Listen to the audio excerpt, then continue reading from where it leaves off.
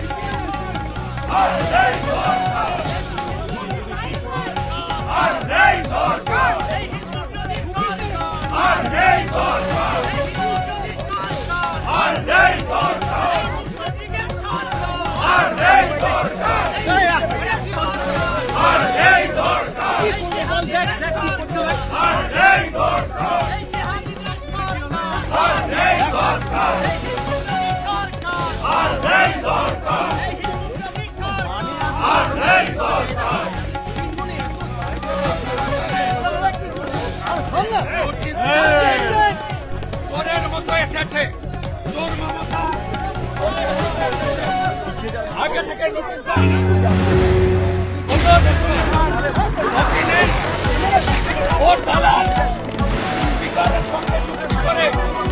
এসেছে আমাদের মনে বলে হাউস অ্যাডজন করে পালালো চোরের মতো।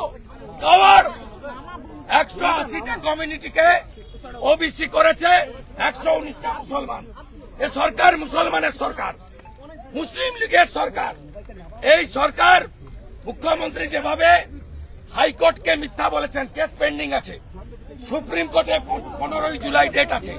মিথ্যে স্টেটমেন্ট গুলো আমরা একটা কিছু বললে বলে সাবজুডিস। আজকে হাইকোর্ট সুপ্রিম কোর্ট পেন্ডিং থাকা অবস্থায় আগে থেকে নোটিশ না দিয়ে, কপি প্রত্যেকটা এমএলএ কে না দিয়ে অপোজিশনকে 2 মিনিট বলার সুযোগ দেয়নি।